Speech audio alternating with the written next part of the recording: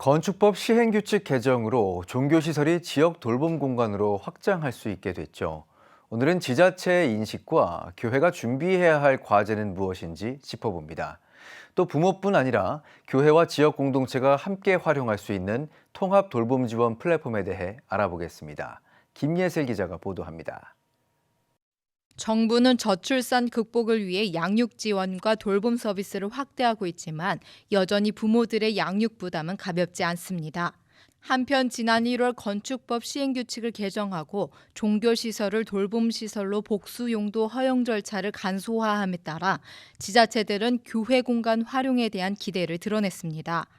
아이 돌봄을 위한 공간 수요는 절실하지만 공공 인프라만으로는 한계가 있기 때문입니다. 그런 공간에 대한 부분은 사실은 수시로 저희가 기획을 하고 운영하는 데 있어서는 저희도 공간이 조금 협소한 편이라 그런 부분은 좀 아쉬움이 있고, 전문성을 좀 갖고 또 그거에 전담하는 인력이 좀 필요한 상황이긴 한데요. 마을에서 함께 돌봄을 하는 데 있어서 또 교회가 갖고 있는 어떤 가치나 그런 거를 함께 한다라고 하는 거는 굉장히 시너지가 크게 일어날 거라고 생각이 들어요. 다만 교회가 돌봄 시설로서 기능하기 위해선 안전과 위생, 시설 관리 등 기본 요건을 갖추고 돌봄 사역에 대한 공동체적 합의가 선행되어야 한다는 과제가 남아 있습니다. 가장 중요한 거는 저는 이용자 입장이라고 생각을 해요.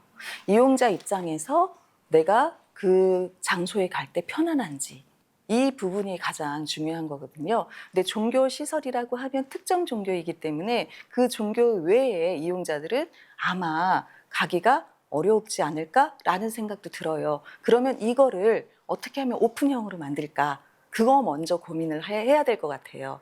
그래야 그게 이제 해결이 돼야 재정적, 행정적 이 협업이 이루어질 수 있을 것 같거든요. 한편 부모와 지역 공동체가 돌봄을 위한 자원을 공유하며 양육과 돌봄 서비스를 보다 쉽고 편리하게 이용할 수 있도록 각 지자체는 통합 지원 플랫폼을 구축하고 있습니다. 서울은 우리 동네 키움 포털, 대전은 대전 아이, 광주는 아이 키움, 대구는 대구 아이 돌봄에서 정보를 얻을 수 있으며 올해 4월부터 경기도 아동 언제나 돌봄, 충남 아이 충남도 운영을 시작했습니다.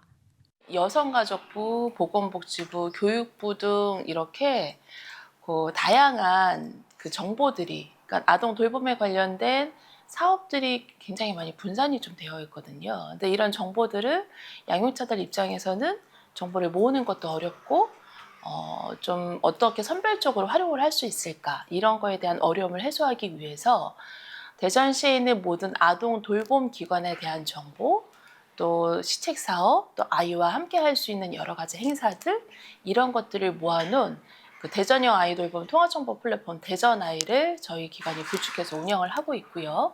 정부와 지자체, 교회와 지역 공동체가 각 자원을 공유하고 돌봄의 파트너로 함께할 때 사회적 책임과 저출산을 극복하는 지속 가능한 대안을 만들 수 있을 것입니다.